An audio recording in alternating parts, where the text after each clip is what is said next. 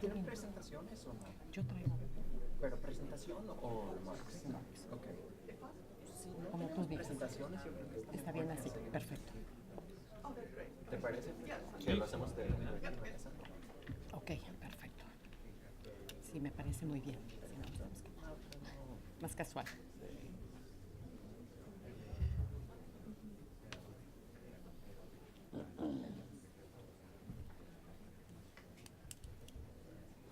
After that presentation in Dallas, now I have more things with the Fed. Now I'm going to do a Chicago Fed Really? thing and an El Wow. Paso thing.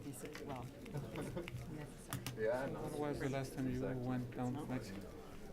And that's, I mean, they're obviously, they're all very good on the economic side of it. They all understand that perfectly, but getting the politics of it is, I think, important for them. Vacations, a lot of business, but I haven't done it as much lately. More like Asia, China, Really? more oriented that direction.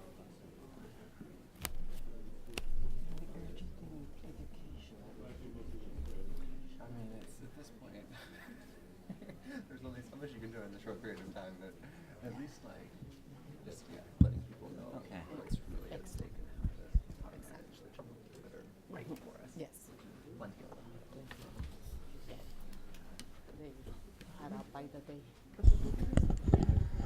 Good morning, ladies and gentlemen. If you wouldn't mind, just come down and take a seat here at the front if you're still looking for a place. We're willing to sell these seats at a vastly inflated price at this point of the morning.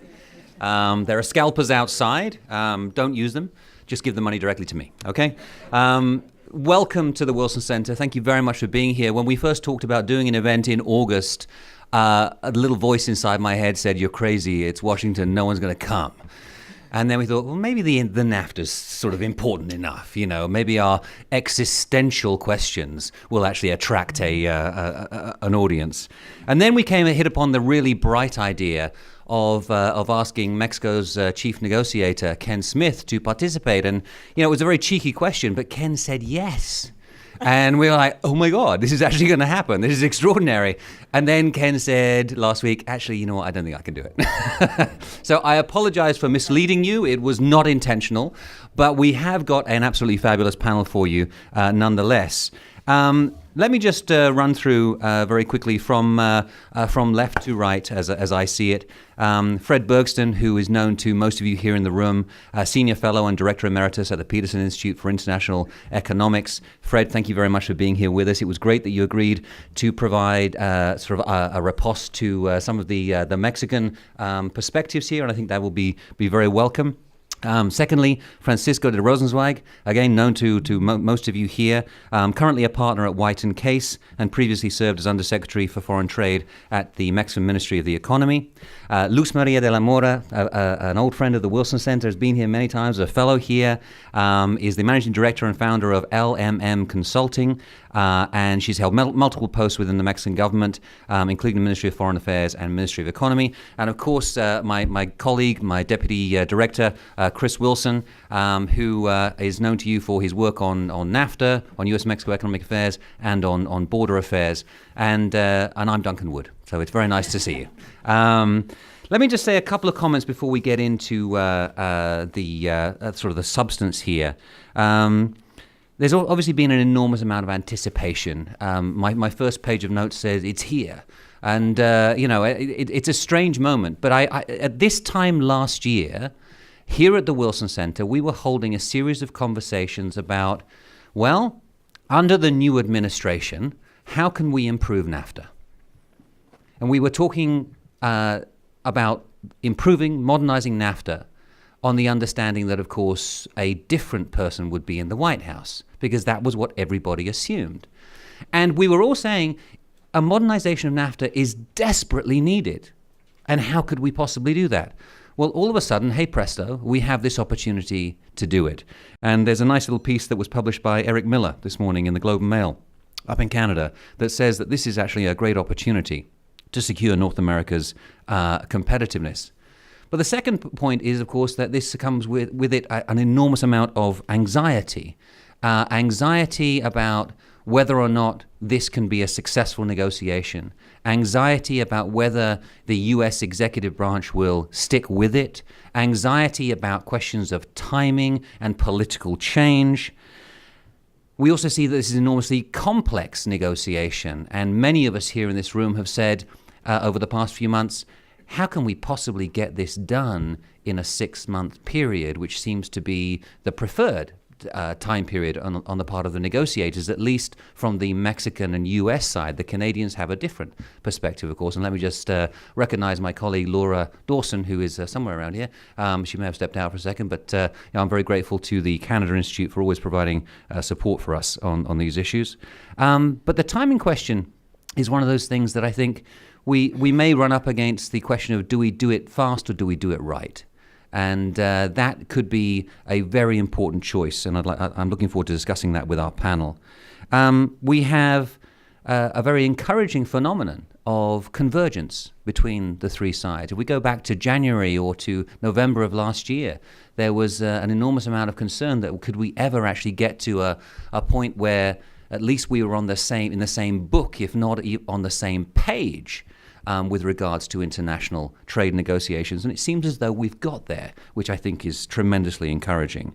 And then there's all of the problems and challenges and obstacles, many of which are known, but there's a number that are unknown out there, and we don't know how things are really going to turn out if these negotiations becomes public, if we get a great deal of buy-in into the negotiation, if certain things are tweeted, if then we get a reaction from the US president, which might draw a reaction from the Mexican president, et cetera, et cetera. But what we can say is that now that it's here, now that we're here, we've come a long way in 6 months. And I think that's a very encouraging part of the story. And talking of coming a long way, it's worth remembering how far Mexico has come since NAFTA was negotiated. And I know this is a story that you've heard a million times, but just to remind us, before the NAFTA, it was very common in Mexico for everyday goods to have price controls on them, for committees to meet on a regular basis to set the prices of basic commodities. It was an economy dominated by state-run enterprises. It was an economy that was not open to foreign direct investment. The changes that took place during the 1980s, largely because of the Latin American debt crisis and the Mexican debt crisis in particular, and then locked in by the NAFTA, those are things which we kind of take for granted these days. But it is an extraordinary journey. Now, another point is to remember, of course, that the economic reforms that have taken place in Mexico since 2012 have really tried to build upon the success of NAFTA. And now we have the opportunity with NAFTA renegotiations to lock in some of those reforms again through an international treaty, international negotiation. So without any further ado from me, I would like to ask our panelists to give opening comments. And I'm going to begin with Luz Maria de la Mora. Luzma, the floor is yours. I know you've got some prepared comments. I'd like our panelists to begin by focusing on sort of what they see as the priorities, but also to mention what are the red lines that they see from the Mexican, the US point of view. And then we'll come to a conversation afterwards on questions of convergence, of contention, and timing and complexity. But Luzma, the floor is yours. Thank you. Well, thank you, Duncan. Thank you for the invitation to be here with you. I would like to thank the Woodrow Wilson International Center for inviting me, the Mexico Institute. Thank you, Christopher. Thank you, Duncan, for organizing this. And thank you for thinking about me. As you said, I was a Mexico policy scholar a few years ago, and I really had a fantastic experience in this place. So it's always a great pleasure to be able to be back with you. And well, today I really feel very privileged to be able to be part of this NAFTA discussion. I think that the NAFTA discussion is always welcome.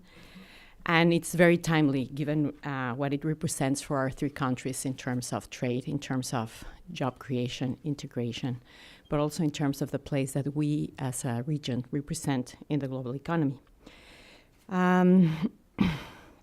It's more it's even more timely when we think about the fact that we will see the beginning of a negotiation process that I hope will allow us to move forward towards deeper integration and a better understanding of what North America means for our three countries.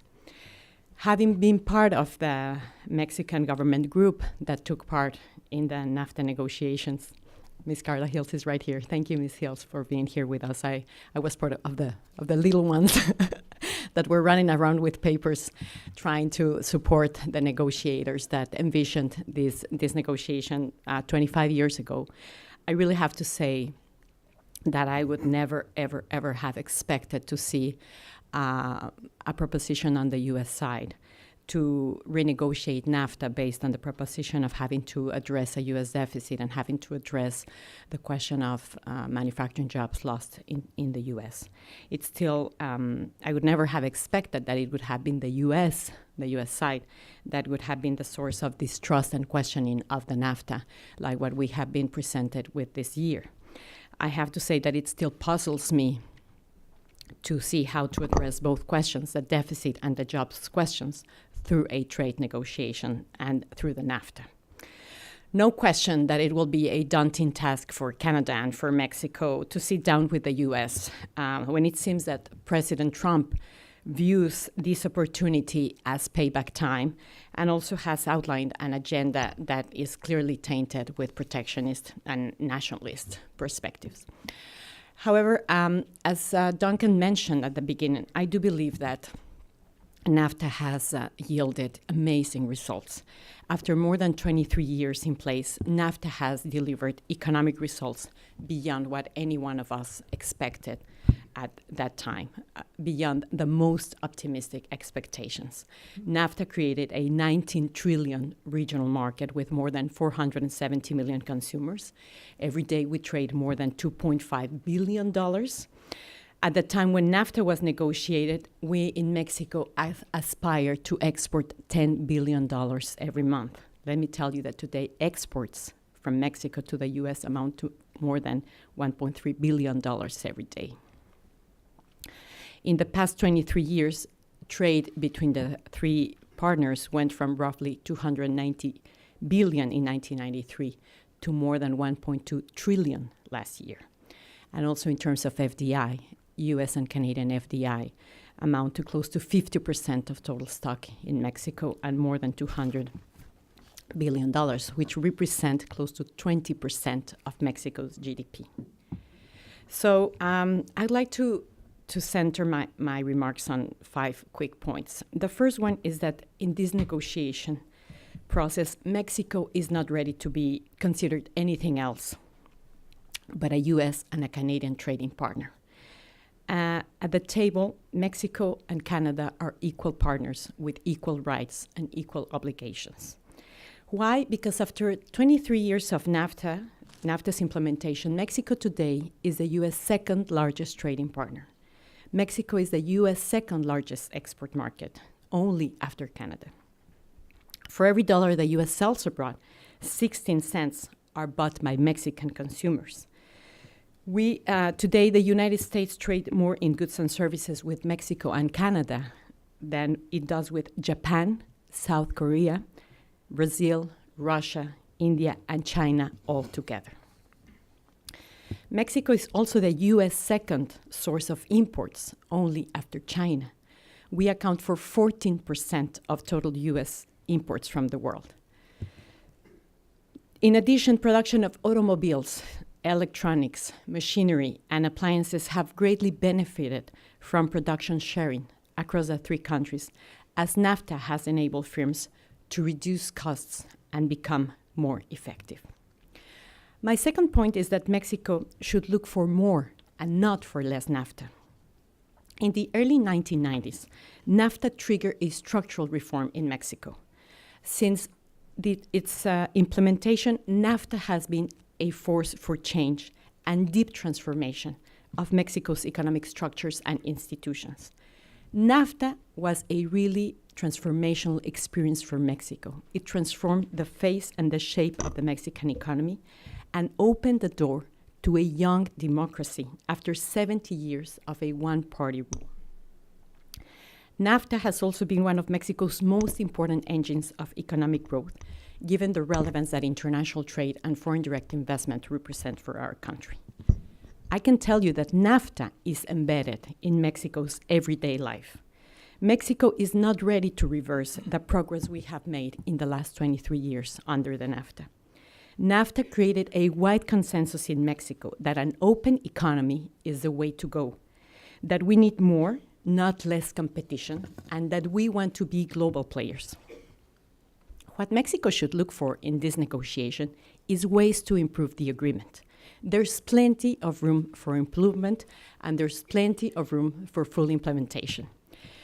Just take a quick glance at the history of the European Union integration, and we will know that as long as there's a common vision and shared leadership, there can be deeper regional integration. I can tell you that in Mexico, there is no one political party and no one political leader that think that it could be a good policy option to walk out of the NAFTA, or that Mexico should respond to Trump's aggressions by closing our border or by building a fortress. In fact, a recent survey conducted by Consulta Mitofsky showed that close to 50% of Mexicans have a positive opinion of NAFTA and the trade relationship with the US, and only 16% have a negative one. Moreover, in a GEA survey, Grupo de Economistas Asociados, from March of this year, 73% of Mexicans surveyed oppose to getting rid of NAFTA. This does not mean, obviously, that NAFTA has not yielded winners and losers in Mexico. It does mean that overall the country has undergone a deep transformation that has opened new opportunities in a variety of areas. Mexico today is in a very strong position to push in this negotiation for the establishment of 21st century rules. 20th century rules are not enough, are not the way, and reversing those rules are not an option either. Mexico today is ideally positioned to boost NAFTA's integration and competitiveness as a result of the reforms that President Peña Nieto passed in 2012 with the Pacto for Mexico. The structural reforms touch upon key sectors: education, telecommunications, energy, and the financial sector. And those reforms have placed Mexico in a better position to contribute to a stronger and more competitive North America. This set of reforms, in addition to our participation in TPP, allow Mexico to negotiate new issue areas such as energy, services, e-commerce, or telecommunications. My third point is that NAFTA 2.0 could become the latest structural reform in Mexico that we need. Why do I say this? In Mexico, NAFTA has made it more evident the huge disparities and inequalities that have characterized Mexican development for centuries.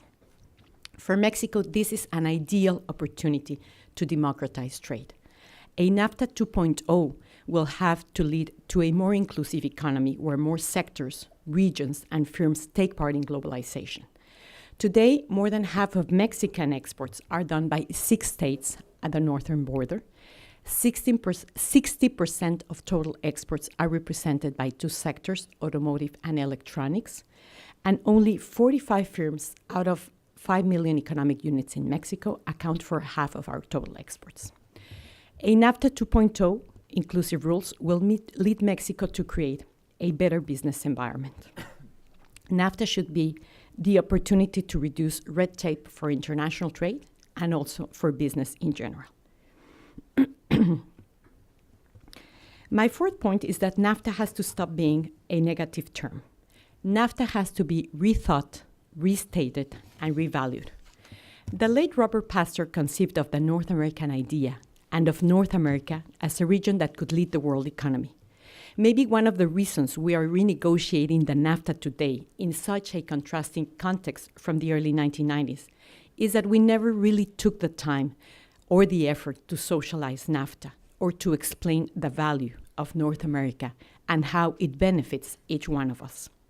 Today, probably one of our biggest challenges is how to restore the North American idea as a truly regional integration scheme where the 3 countries are better off with it rather than without it.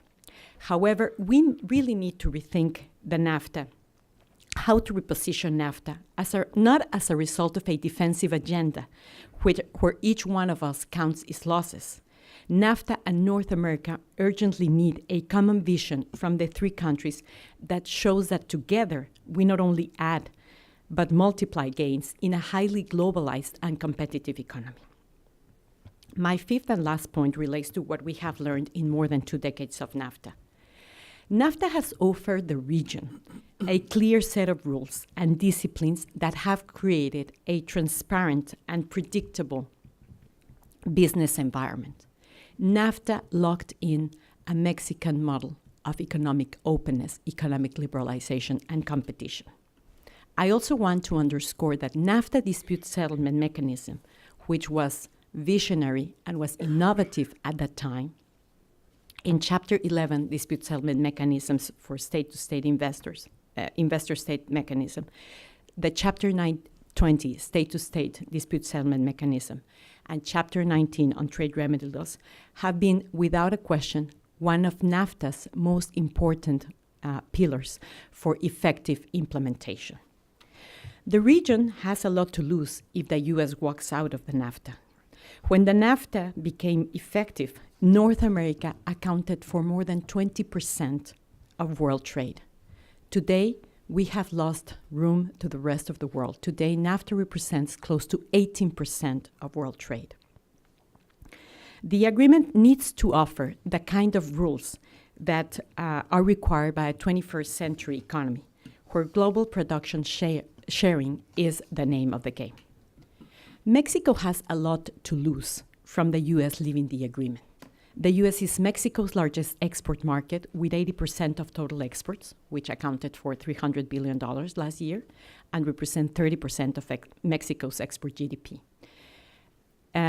U.S. investment represents 40% of Mexico's FDI. Jobs, industrial production, agriculture, services, energy, tourism, and many other activities in the region have a lot to lose if we tamper with NAFTA. A vast majority of business groups in the U.S. realize how important NAFTA is for them and have made specific proposals from where to modernize and improve NAFTA. For many in the U.S., the lowest possible denomination or expectation of NAFTA's renegotiation is that whatever it results, it will do no harm. If the U.S. decides to walk out of the NAFTA, which we hope it will not happen, it will certainly affect regional value chains, production, trade, investment, jobs, and economic growth. However, the agreement will still remain in place for trade between Canada and Mexico. If as a result of this negotiation we show that we can overcome this very delicate situation, the three countries will still have to develop a regional strategy to safeguard NAFTA and North American integration. In 2014, former USTR Bob Zoellick and General David Petraeus issued a report that makes the case for North America. They argued that the U.S. needs to switch this stance vis-a-vis the NAFTA from an afterthought to a central priority in U.S. policy. The question is, how do we revitalize NAFTA in order to strengthen the competitive position of the region and integrate those that have been left behind into the benefits of globalization? NAFTA countries need to develop a new regional strategy, and such strategy needs to consider a few key elements. The integration of the North American market is the way to boost the region's competitiveness, job creation, business opportunities, and innovation. We need to reconcile integration and security. Since 9/11, NAFTA has been torn between its driving force to deepen integration and the break imposed by the U.S. need to build a fortress to guarantee safe and secure borders. Border infrastructure needs to be modernized and more resources need to be allocated to make integration smoother. Land transportations should be fully liberalized and a seamless door-to-door operation should be facilitated. Mexico has a demographic bonus in the region. We have a young population. Our average age is 26 years old. North America increasingly requires qualified human resources in new disciplines to meet production needs of the region. A competitive workforce is key to maintaining a dynamic region. So we need to think about the training and development of human resources to meet the needs for qualified personnel in areas that did not exist 20 years ago. I believe that North America's integration will be incomplete until we find a way to sort and integrate labor markets.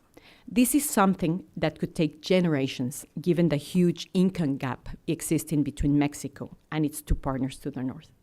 However, there are some steps that can be taken in this regard and are already part of the NAFTA.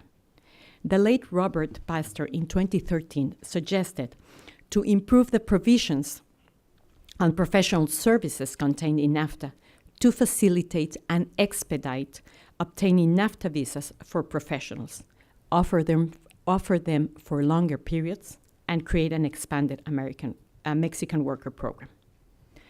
I would like to conclude my remarks by referring to how, in the absence of TPP, the new rules that will result from a NAFTA 2.0 may become the new golden standard of international trade. In the early 1990s, the disciplines that we negotiated in the NAFTA became the state-of-the-art trade rules in new areas such as trade in agriculture, trade in services, investment, and intellectual property, to name a few. NAFTA was the lab where new rules were developed and later set out on the negotiation agenda of the Uruguay round and the WTO. The negotiations that will start tomorrow will be closely followed by the rest of the world. The rules and disciplines that we give ourselves in North America will offer a very clear idea of the direction that global trade may take in the future. We have a responsibility beyond the NAFTA. Mexico needs NAFTA, and Mexico needs a strong NAFTA. Mexico will face presidential elections next year on June 2nd. We have been able to finally pass a series of structural reforms that will yield results in the medium to long term. However, corruption and transparency, the rule of law, crime, and a weak judiciary are a serious challenge that are also acting against Mexico's competitiveness. If Mexico is to contribute to a stronger region, we need to find sustainable and long-term solutions. In 1994, NAFTA may have triggered Mexico's transition to democracy in 2000. Today, more NAFTA may be the required force to address security and rule of law questions in Mexico. Boosting North American integration requires political leadership and requires a shared vision. Returning credibility and legitimacy to the process may prove to be the biggest challenge, but we need to be up to it. Thank you. Thank you, Luzma. That's wonderful. Great way to kick us off with an ambitious vision of what is possible and also emphasizing the many gains that have been secured after 2 decades of NAFTA. I'd like now to turn to Francisco. If you could address this question, sort of the question of the priorities and the red lines that you see in these negotiations, particularly from the Mexican point of view. Over to you. Thank you. Good morning to everybody. I want to thank the Wilson Center and Duncan for his kind invitation to be here. Well, as you all know, after many months of great uncertainty, finally, the first round of negotiation will start tomorrow. And it's been a bumpy road because from the Mexican point of view, there was a great uncertainty about if, for instance, the notice that USR will be sending to Congress will consider the TPA 2015 or if the administration was thinking about a new TPA. So having clear that the TPA 2015 is going to be the one that is going to be utilized for the NAFTA redo, I will say that there are some areas of opportunities where we believe that we could have common grounds. It's important to remember that the way that Mexico considered as a vehicle to update NAFTA was the TPP. Mm-hmm. And it's important to remember that NAFTA is not popular in the US over the last year.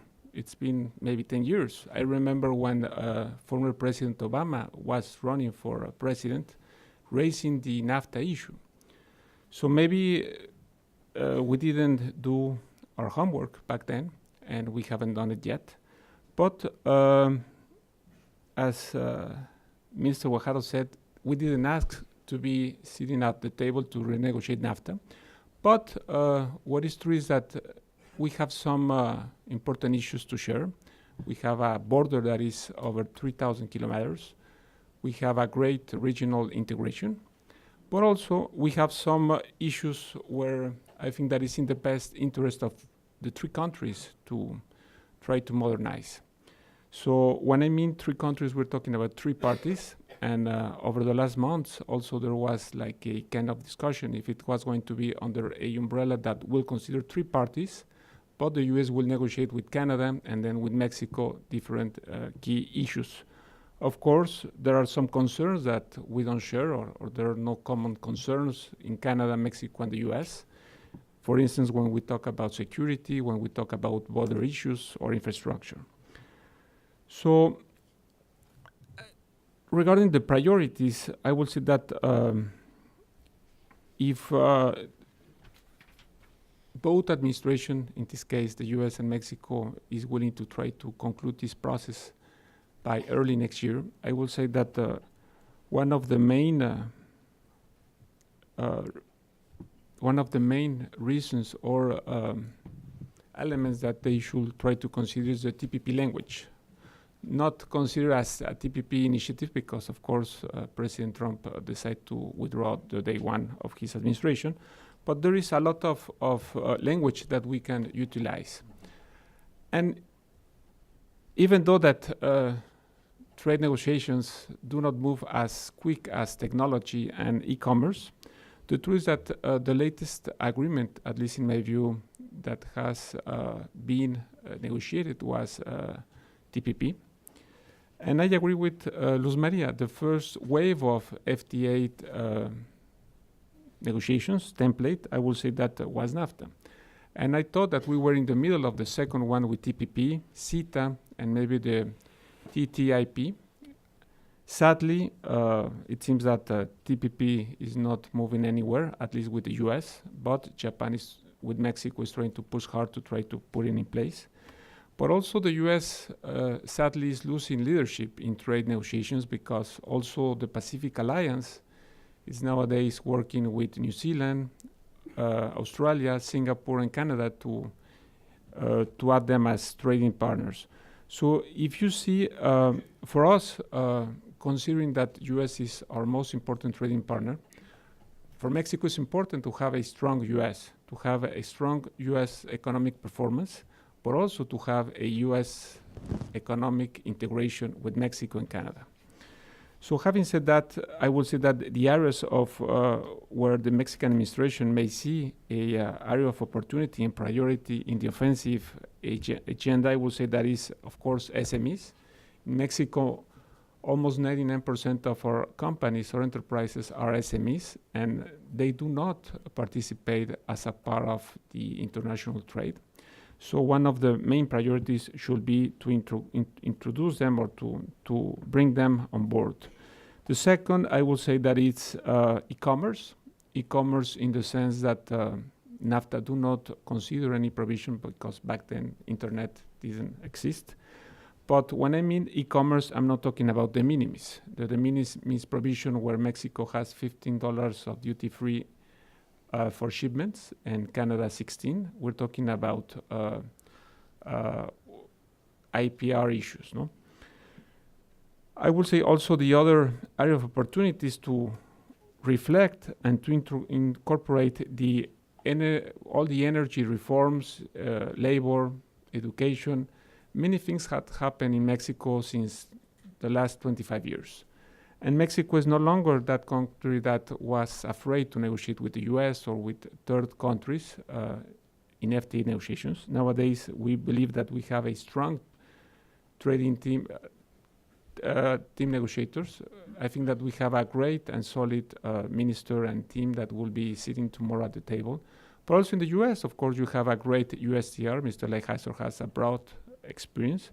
But in this sense, I do believe that if the three countries are able to focalize the efforts in the few issues where we may not have a convergence, we will be able to deliver by the end of the year, early next year.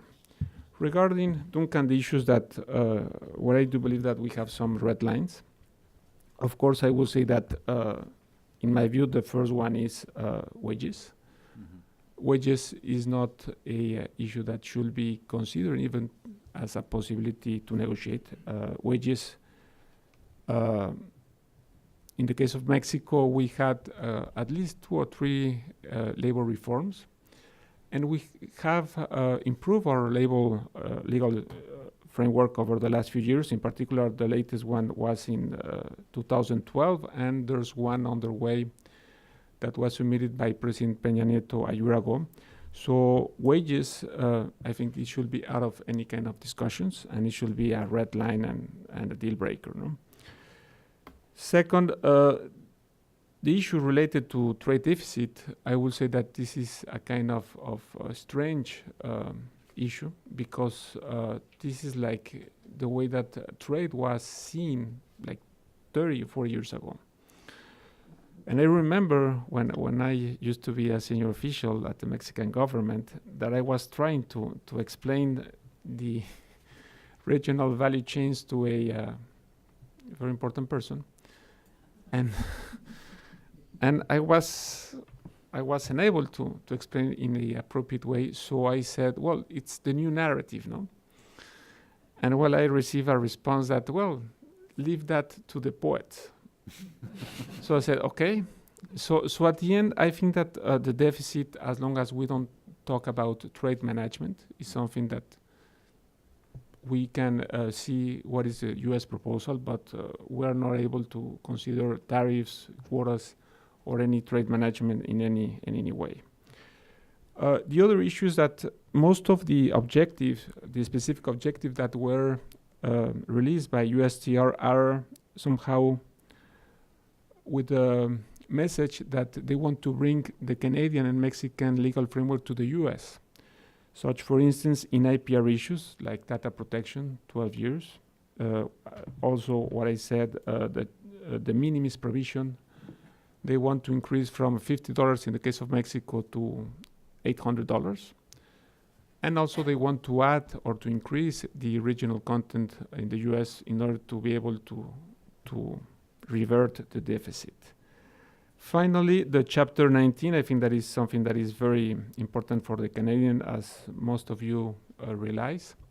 But I think that there are many provisions, as I said, that TPP could also be considered in order to have a robust dispute settlement mechanism that could take care also or consider all the concerns that some parties has raised over the last few years.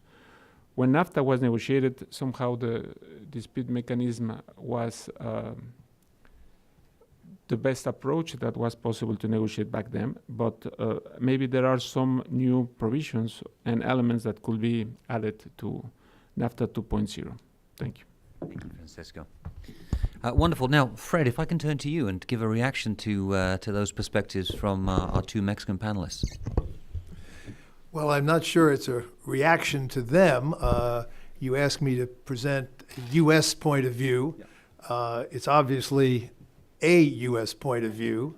It's certainly not the administration's point of view, and you will see I will have a few nasty things to say about the administration's point of view. We have started, each of us, by hearkening back to history a little bit, and I want to do that only in the sense of recognizing my U.S. colleague who was the chief U.S. negotiator of NAFTA, the Honorable Carla Hills, who was our USTR at the time, if only we were so lucky now. But Carla's here, and we're graced by her appearance. I want to suggest 3 basic points about the upcoming negotiations. I start by sharing the view that Luz Maria laid out so nicely about the benefits of NAFTA, how much has been gained, and the positive opportunities that exist. It is true that there lies ahead of the group a real opportunity to strengthen North American competitiveness, improve the performance of all of our economies, improve our ability to compete in a very tough world of competition. So I'm not going to repeat or dwell on any of that. I endorse all that has been said. As some of you know, we've published a great deal on it at our Peterson Institute for International Economics, laid out in-depth analyses of many of the topics that are being negotiated, and certainly hope that all that will be positive.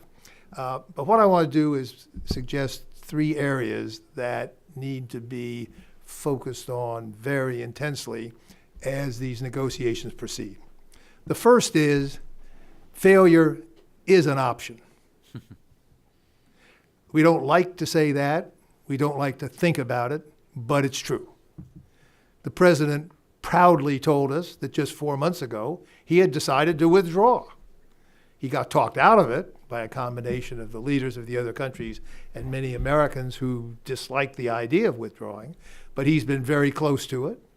He said upon agreeing to renegotiate that I reserve the right to pull out if I don't get what I want. And so failure is an option. And that means it's critically important for the other countries in the negotiation, and here we focus obviously on Mexico, to keep foremost in everybody's mind how costly that would be to the United States. Now, why do I say failure is an option? Basically because the United States, under the current administration, goes into the negotiation with 2 very false premises on which they base their approach. The first, as said memorably by candidate Trump in the election, is that NAFTA was the greatest disaster ever negotiated. That, of course, is patently false, incorrect, based on no analysis, including by them, that has ever been presented by anybody at any time. It's a false premise, and we have to be clear that the world knows that. Secondly, as Francisco said, the explicit negotiating objective, right at the top of the USTR submission of a month ago, is to use the negotiation to reduce the U.S. trade deficit. As Francisco said, that's rather strange. It has never been, nor can it be intellectually, the focus of a trade agreement. Trade imbalances are macro problems. You have to respond in macro ways. Trade policy, explicitly trade agreements, are not a feasible way to reduce trade imbalances. In particular, addressing bilateral trade imbalances is totally impossible because if you did succeed somehow in reducing it, the imbalance would just shift elsewhere. Now, in the case of NAFTA, this intellectually absurd proposition is, in addition, practically absurd. Why? Because Mexico is a bigger deficit country than the United States. Mexico's global current account deficit is around or a little beyond 3% of its GDP, bigger than that of the United States. Mexico is not a surplus country, like you could argue with China or Germany or Japan or Korea, but is a deficit country itself. So the United States is asking a deficit country to further increase its deficit to reduce our deficit, which is even bigger. In short, it just doesn't pass the smell test in practical terms, even if you don't believe the conceptual underpinning. So the point is, the U.S. goes into the negotiation with 2 false, essentially absurd premises, and that, to put it mildly, makes for a tough negotiation. But it does mean, again echoing the president's mindset, as best we can ascertain it, that if he is not satisfied that his absurd premises are somehow satisfied and met to his satisfaction, he'll pull out. And that's why I say failure is an option, and why it is so critical for everybody around the world, certainly everybody in the United States, but particularly the negotiating partners, and especially Mexico, to just keep reminding people, gently, politely, diplomatically, but forcefully and clearly, that if the U.S. were to withdraw, the cost to the United States would be huge. We know that the tariff increases from abolition of NAFTA would be twice as high for Mexico as for the United States if you just went back to the MFN tariffs. But since Mexico has not bound its tariffs in the WTO, below very high levels, Mexico could actually go up 5 times as much as the United States. And I don't think it would be untoward for Mexico to keep that reminder in the minds of the U.S. negotiators and U.S. officials as the negotiation proceeds. And of course, there are all sorts of other nasty things that could be done if NAFTA failed. But the fact that the U.S. would be a big loser itself from the failure has got to be a big deterrent to the failure if that point is kept clearly in mind. Secondly, what could be a possible way to reconcile these premises in which the U.S. goes in and what right-minded people like our 2 earlier speakers have in mind here? Is there some way to satisfy, at least in some sense, the U.S. objectives without doing violence to sensible principles of economics, trade policy, relations between the countries, and North American competitiveness as a whole? Well, any trade negotiation has to be based on the principle of reciprocity. It's politically essential, but it's essential in economic terms as well. But reciprocity does have 2 meanings. There's what we call level reciprocity and what we call marginal reciprocity. Now, marginal reciprocity tends to be the normal MO of trade negotiations. That means we each reduce our barriers by similar percentages.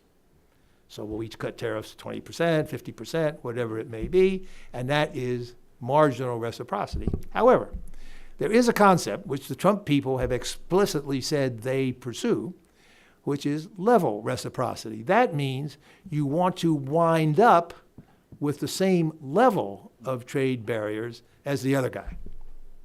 And so that means if one party starts with higher barriers, then that party is expected to cut more to get down to an equivalent level at the end of the day. And marginal reciprocity, as I say, has been the typical MO, but one can argue for level reciprocity. And I think a country could respectably go home and say, we got a reciprocal deal on that basis. Now, in the case of the NAFTA renegotiation, there is a practical possibility. Tariffs are basically 0, so there's no wiggle room there. But the World Bank's Trade Restrictiveness Index shows that Mexican non-tariff measures are about 3 times as great as those of the United States. Roughly 15% to 5% when you try to equate their tariff equivalents and their price effects.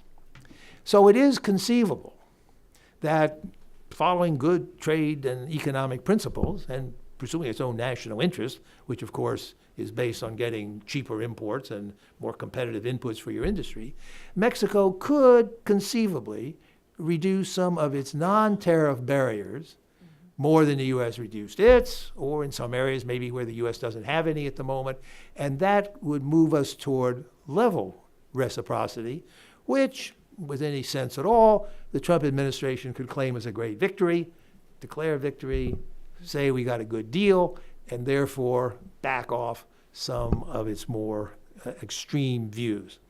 That, I think, might be a way out if the negotiators can find the specific barriers that would be susceptible to reduction. Our 2 Mexican speakers have noted that since NAFTA was originated, Mexico has conducted a number of reforms in key areas, the energy sector, the telecom sector. And some of those, I think, probably are susceptible to reduction of non-tariff measures that apply at the border, which would not be really any political cost to the Mexican government or a future Mexican politician, but would help serve the objectives of reducing disparities between the 2 countries, and by the by, could be argued, might have a little positive effect in reducing the U.S. trade deficit, certainly would expand U.S. exports, and therefore would be a good thing. So the second point is maybe there are some ways, wiggle room within otherwise possibly not so convergent goals in order to achieve a successful outcome. The third point is to simply remind everybody that what happens in the NAFTA negotiation will be very importantly affected by what is happening in other trade negotiations pursued both by the NAFTA partners, but in the rest of the world as well. Luz Maria reminded us that the rest of the world is watching the NAFTA negotiation to see possible models and guidelines for the future. But the converse is also true. The NAFTA negotiators have to be watching what's going on in the rest of the world. For example, the U.S. is about to launch a negotiation with Korea. It's not called a renegotiation, but de facto, again, some of the things the U.S. is seeking would amount to a renegotiation, certainly would amount to some significant changes in the Chorus agreement. A case in point is the currency chapter. The United States will have high on its priority list in the Korea negotiation a currency chapter, because if you read the last several Treasury semi-annual reports on foreign exchange and currency manipulation and all that, you will find that Korea is the #1 country in the crosshairs of the U.S. Treasury, true in the past administration, true in April, their first report under this administration, in respect to the risk of currency manipulation. Korea has not been labeled a manipulator. They meet 2 of the 3 criteria. They're on the monitoring list. But that issue will be very high on the U.S. agenda in the Korea talks. Therefore, in the NAFTA talks, the administration is going to want a currency chapter or provision. Not because it views Canada or Mexico as a currency manipulator, but rather as a precedent that then could be applied in Korea and in a revised TPP at some point down the road with other past and potentially future manipulators, because the currency issue is very important economically and is a huge political issue in the Congress and the political process that has to be satisfied if any of these things are going to make it through the Congress eventually and into fruition. So that's just one example. And there will be other issue areas where what goes on elsewhere, like in the ongoing China talks that are now so much in the headlines, will affect what goes on in NAFTA, both in terms of its specifics and in terms of its overall policy approach. However, it's not only what the U.S. is doing elsewhere that counts. It's what Canada and Mexico are doing elsewhere that counts, and in a big way. I want to tip my hat to Mexico as perhaps now the world leader in negotiating trade liberalizing agreements with other countries. I think Mexico, a couple of years ago, passed Chile, you may know, in terms of having more FTAs than anybody else. Sure. Mexico has certainly been if not, I think, the leader now in terms of opening up its markets, diversifying its trade, building its network of business and trade contacts around the world, and is continuing, as I understand it, to negotiate now with several other countries, Korea, several others. Why is that important for NAFTA? Well, it goes back to my first point. If the NAFTA talks were to fail, then not only would the U.S. face an increase in Mexico's barriers against it, but would face sharply increased degrees of preference for other countries in the Mexican market against the United States because of all of Mexico's other agreements. So the U.S. would take a double loss. And the fact that Mexico has been wise enough to do all these other deals and is now doing more deals would add to that pressure. So my final piece of unsolicited advice to my friends in Mexico is keep it up. Keep doing all those other deals. The Japanese have this wonderful term, gaiatsu, foreign pressure on a country to do the right things that it ought to do anyway. Well, that's Mexico's FTAs vis-a-vis the United States. Keep up the pressure. Particularly, Mexico and Canada should work with Japan and others. Keep the TPP alive. Do a TPP 11. That's more gaiatsu on the United States. Now you would have Mexico-Korea free trade, Mexico-Japan. You'd have all these combinations which would adversely affect the United States. I invented a concept 10, 20 years ago called competitive liberalization, which says that as countries liberalize preferentially toward each other, they generate huge incentives for other countries to emulate or join the party or otherwise protect themselves against having new preferences that disadvantage them. So it applies here. People who have typically thought of it as the U.S. putting pressure on other countries around the world works the other way as well. And so with the TPP-11, with the Pacific Alliance, with those bilaterals that are being negotiated, keep it up.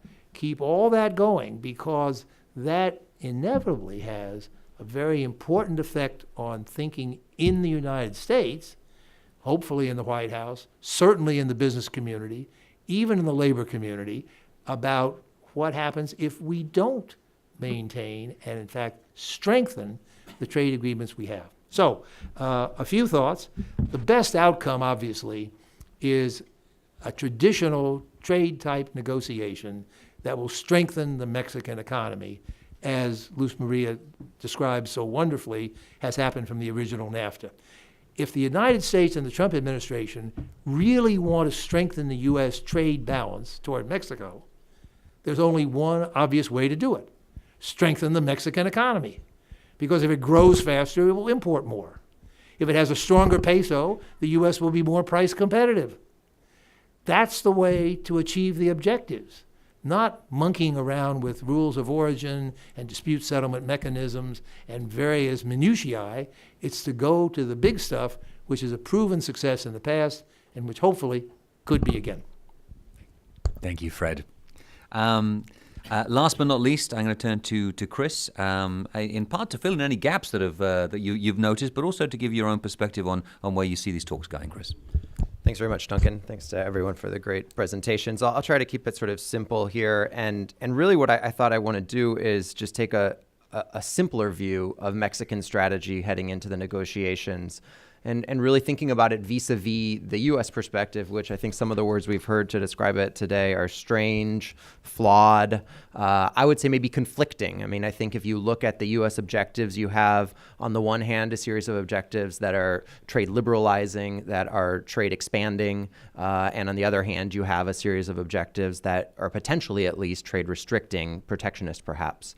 And so how does the Mexican sort of strategy and Mexican interest, how do they run into that conflicted U.S. perspective right now? I mean, for me, the starting point is a really simple one. Mexico sends 80% of its exports to the United States. Mexico depends on market access to the United States in a very significant way. There's an asymmetry in that sense. Trade is actually pretty balanced, but in terms of the proportion of the economy that depends on trade with the United States or with Mexico, and it's a bilateral trading relationship, there's a great asymmetry. Mexico depends more. That means that when Mexico started to hear during the campaigns, especially after the election when we had a candidate selected, that its market access to the United States was at risk, Mexico started to think very seriously about how it would manage the prospects of NAFTA renegotiation, threats to withdraw from NAFTA, et cetera.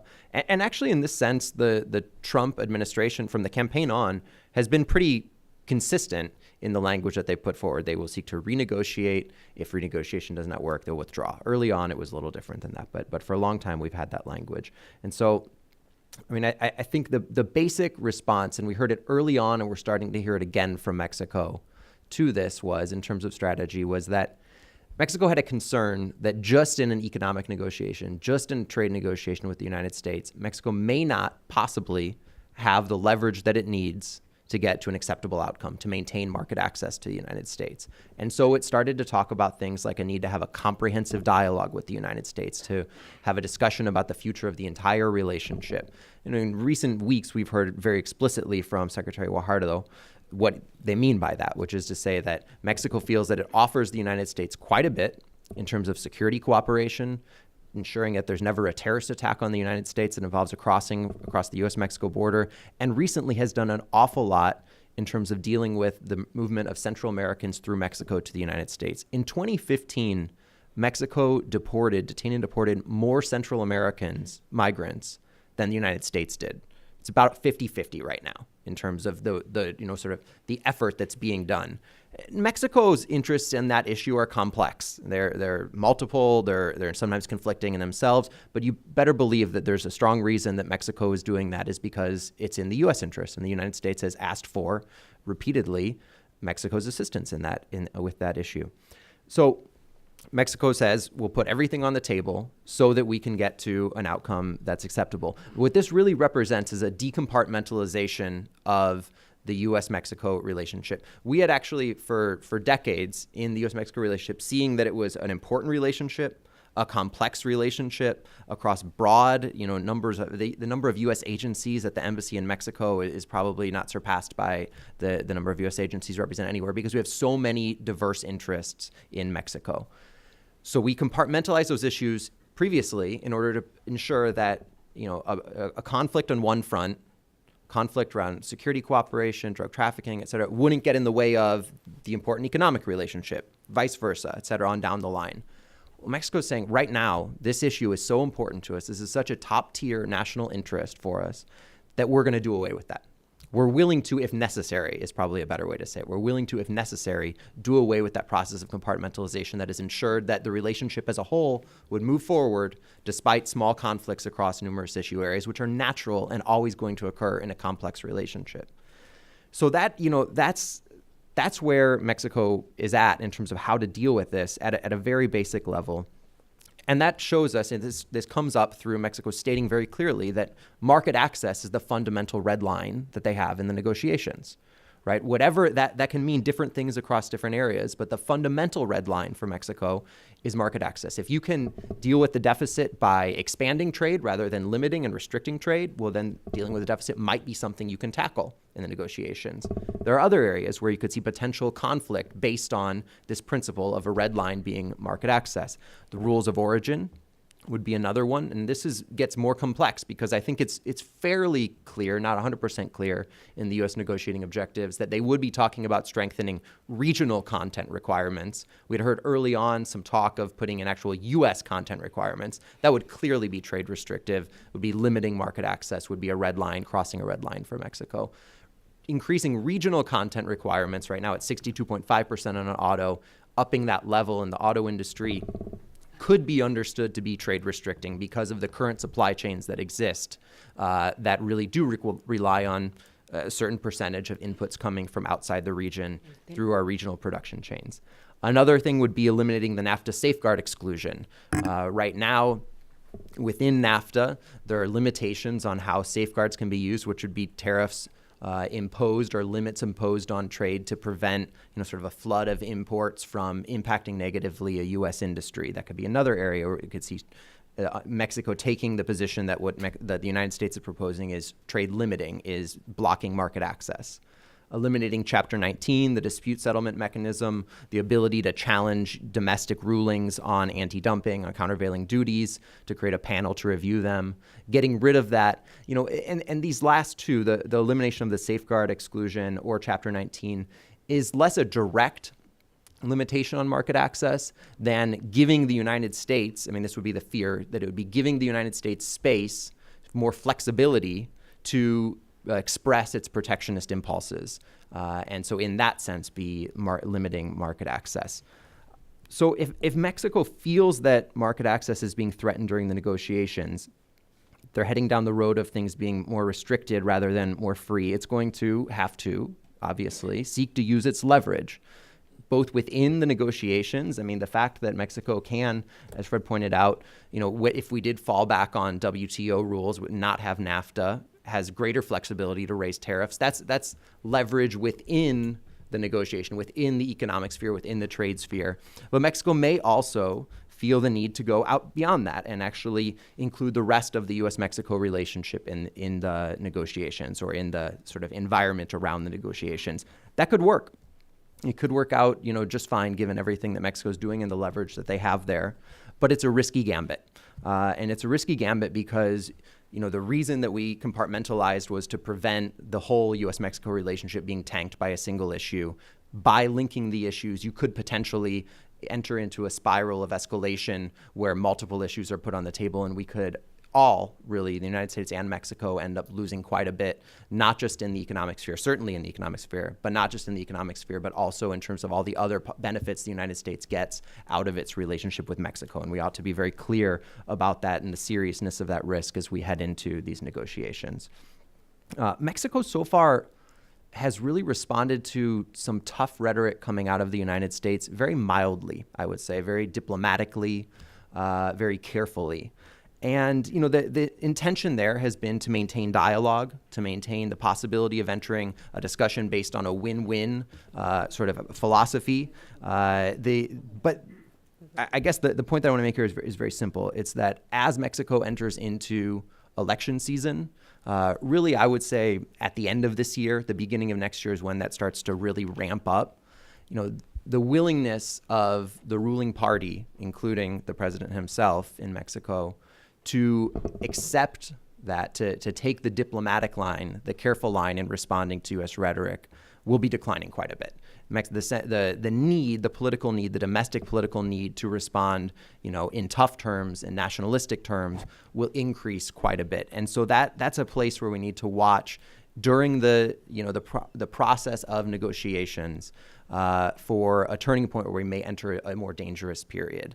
And I think we just have to be realistic here too. The likelihood of reaching an agreement by the end of the year, of having all of this be settled, is just very small. It's just very small because this is a complex negotiation, and each side will, just as we've heard from our two Mexican colleagues today, be entering into it, from the Canadian side and from the Mexican side, seeking improvements to the agreement naturally, correctly. But that includes, negotiating complex tasks and hopefully actually being innovative with the agreement. That will take time to do. To the extent that you can bring things in from TPP, you can move faster on certain topics, but there are complex topics that are certainly out there that will need to be tackled. So I think I presented a somewhat grim picture of the risks that might be out there in terms of a clash between some of the objectives and interests. But I do want to close out saying that despite all that, I'm actually rather optimistic that we can reach a moderate update to the agreement that is acceptable to each side. And so I just want to quickly say why, despite everything I just said, I believe that. It's because U.S., Mexican, and Canadian interests on trade are fundamentally quite well aligned. Not just, I'm not talking about the politics, but at a real level, real economic level, our interests are quite well aligned, and that does filter into the politics of the situation. We have a massive trading relationship with more than $1 trillion of trade each year across North America. That means, just by definition, that there are thousands of companies that depend on trade with their NAFTA partners. It means that there are over 10 million jobs in the United States that depend on trade with Canada and Mexico.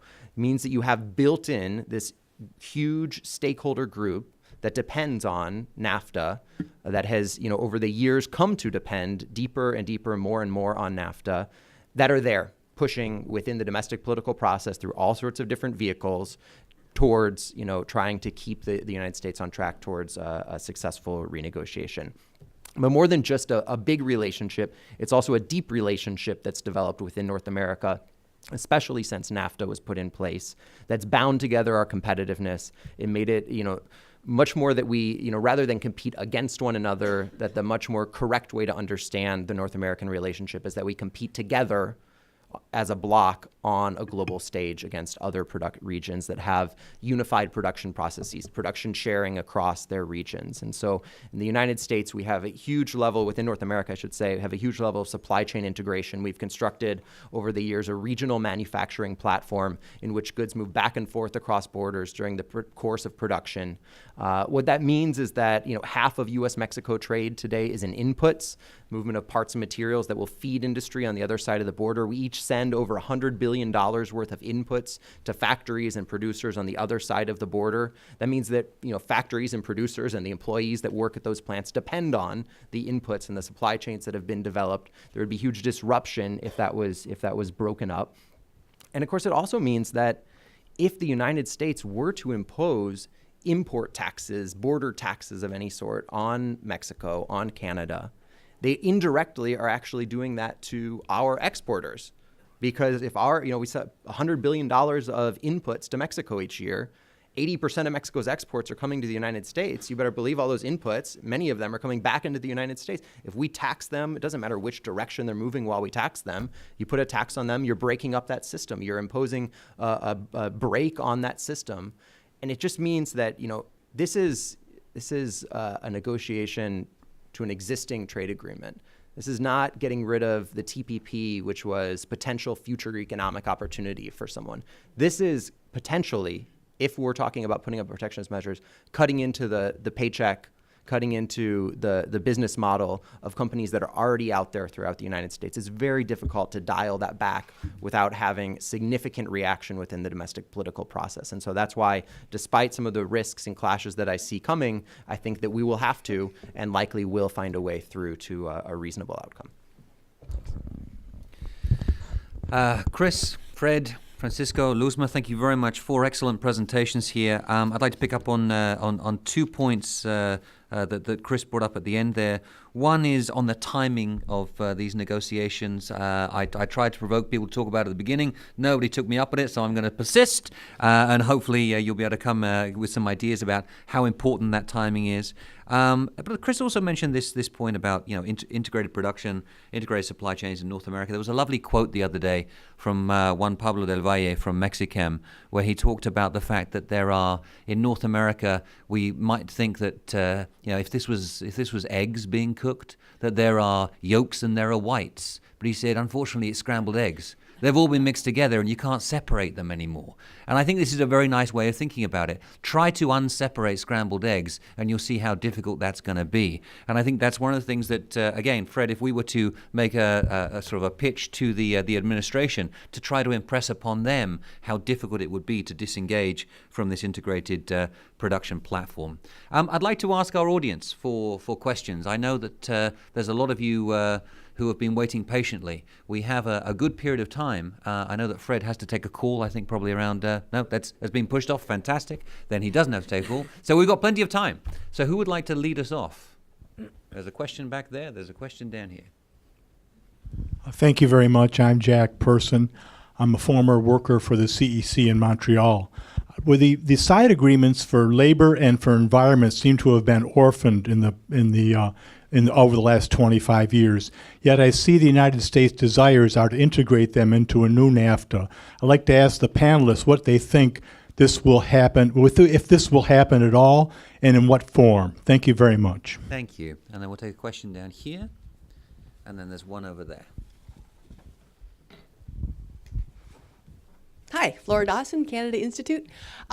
I know you don't speak on behalf of the Mexican negotiators, but everybody at the table has been negotiating in the past. What I'm thinking about, drawing on Fred's point about what else is happening in the world, is the linkage between the NAFTA and the TPP. So we know that the 3 countries have negotiated, been part of an agreement that the U.S. wanted very much. Canada and Mexico wanted it as well.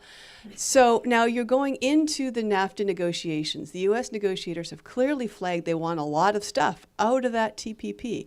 Are you going to give them those TPP concessions right at the outset? Are you going to hold some of those things in reserve? And also, the Japanese have said, hey, we want to do TPP 11 in November.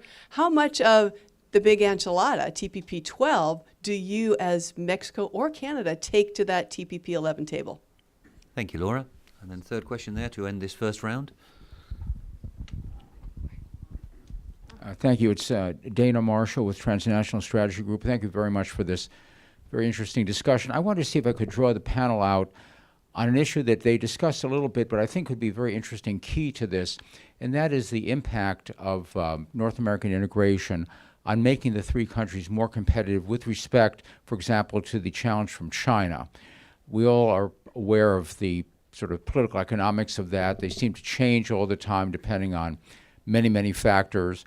But that is an issue, in fact, that candidate Trump himself discussed, as I recall, when he was in Mexico during the campaign. It struck me, I'm wondering why he said that. I wonder if that may be something in his mind or in the mind of some of the advisors. And I just wonder if we could maybe analyze that a little bit further. Thank you very much. And before we turn to our panelists for the responses, Ambassador Hills has already been recognized, but I'd like to point out Ambassador Tony Wayne, Ambassador James Jones, 2 former U.S. ambassadors to Mexico, flanking her here. And so if we can just use you as our advanced guard on these negotiations, I think you 3 of you would get a lot done. So who would like to lead off with the responses? Luzma? Okay. Thank you. Okay. Well, the political timing is evidently not the best.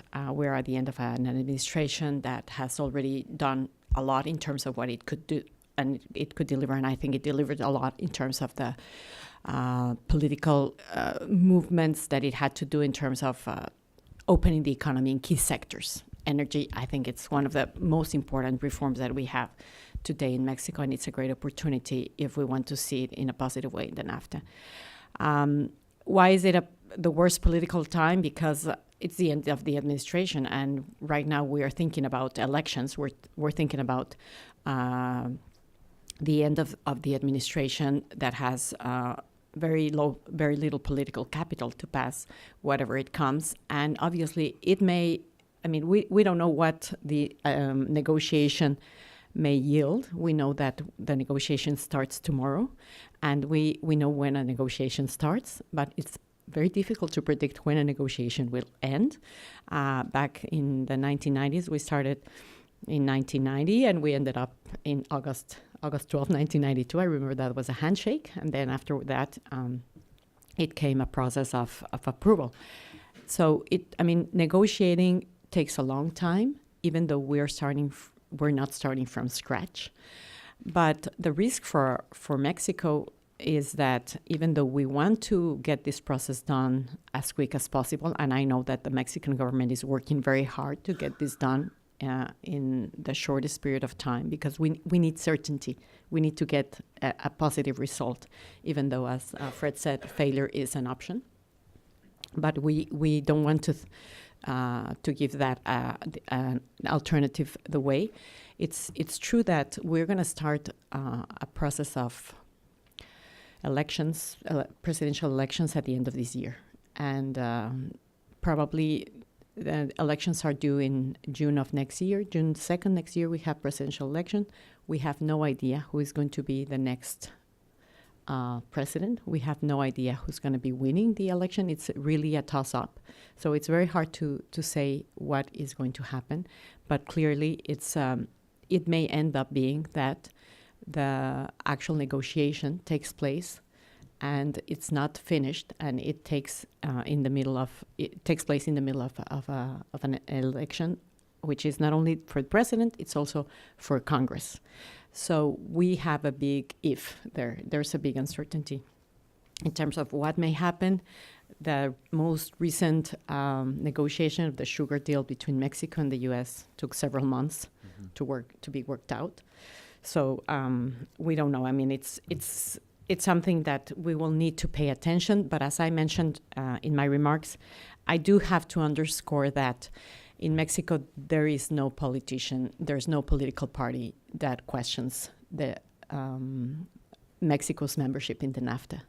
It may be that they want to come up with new issues or new areas, or that they do not completely agree with the way the negotiation has been directed. But I don't think that Mexico's new president, whoever that is, will question the fact that we need to be there in the process. In terms of the side agreements, I think that that's true. Labor and environmental issues have evolved a lot in the last 25 years. I think that one benchmark to see where these negotiations may take place are, if we look into TPP, which I will yield to Francisco because Francisco negotiated the TPP for Mexico. But I do think that there are new ways and there are new disciplines to deal with these issues, and I think that they're valid. I mean, they're a valid concern for our economies, and they're valid disciplines that have been rethought in the most recent negotiations. However, I do think that we need to find ways of establishing at least the common denominator.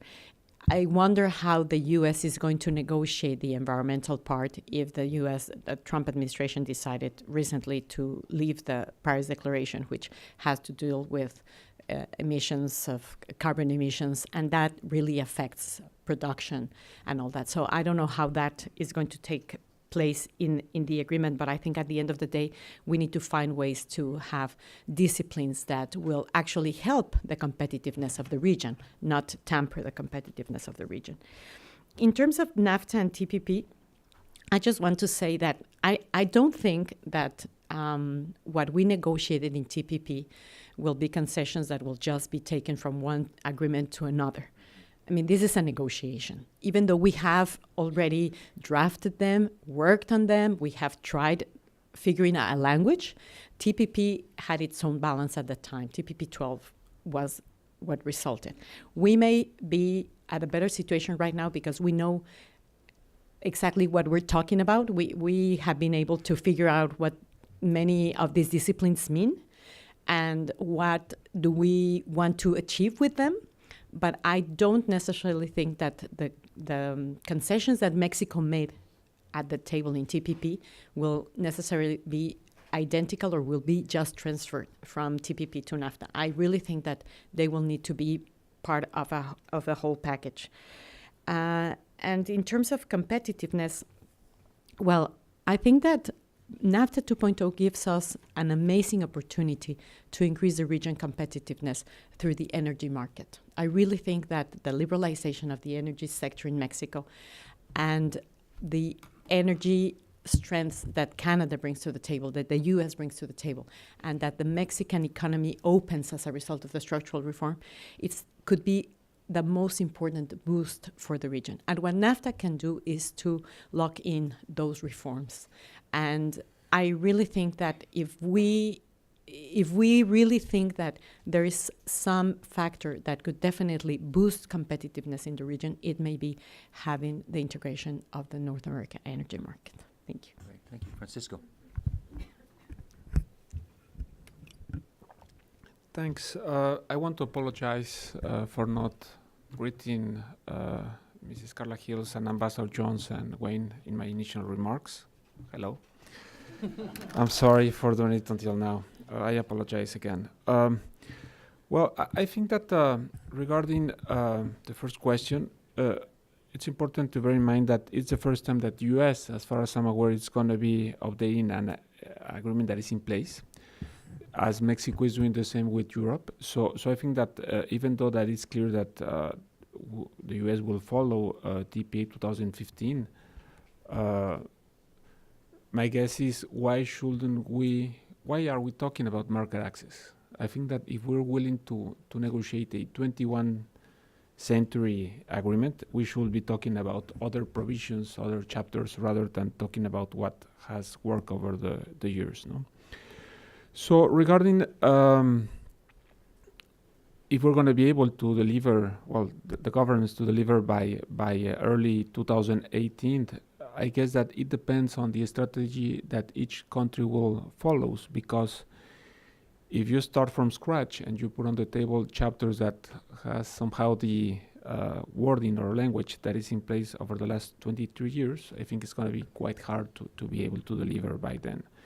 If you consider some of the language that U.S. utilized during Chorus, TPP, and some other trade initiative that usually the U.S.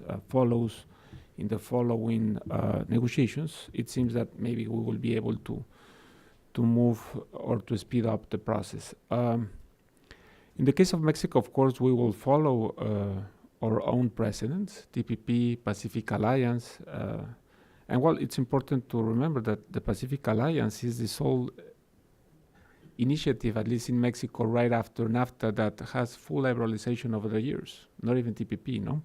So that's something that is important for Mexico to bear in mind, no? If we're able to get some languages from FTA presidents in Canada, for instance, CETA, as Minister Freeland said a few days ago, well, yesterday, I think that we will be able to speed up the process and maybe to try to address the efforts to the areas where we may have a different point of view. But it depends on the strategy. As far as I heard, there is an informal information that it seems that the U.S. will table the text for the different chapters. I don't know if this is an official position or if it's confirmed, but at least tomorrow, if that's the case, we will have a better understanding about if NAFTA renegotiation will have a future or not. As Fred said, it's a possibility that failure is an option, no?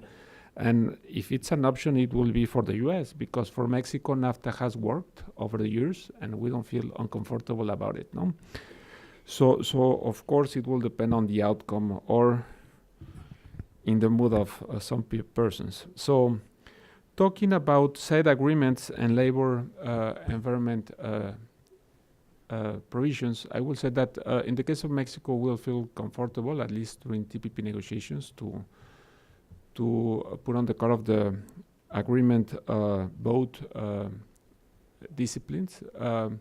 I think that the reality has changed and evolved completely since those side agreements were negotiated.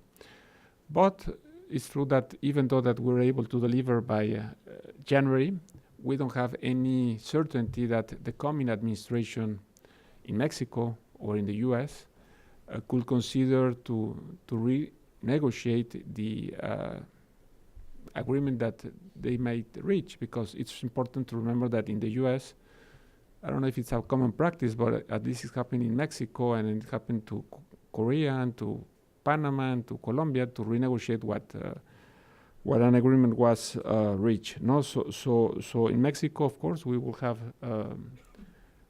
elections on July the 2nd, 2018. So also it's an option that even though that not even the left party has challenged the benefits of NAFTA, we also need to consider that we will have a new administration in a year plus.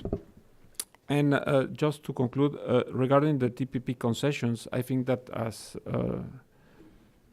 as Luz Maria expressed it very clear, of course the concessions that were made back in TPP negotiations should not be the starting point. That was the outcome of a very tough and long process of negotiation of, in the case of Mexico, over 5 years, in the case of the US, a little bit longer. So it's a good reference, but shouldn't consider as something that the Mexican government is willing to put on the table day one. I think that the main difference between TPP and NAFTA 2.0 is market access. We have a duty-free, and second, the rule of origin is a completely different reality in the Pacific Rim than in North America. So one question that I have for Fred, if it's possible, is how is possible to manage a agreement that may not follow or comply the TPA 2015, even though if it's a convenient one for North America?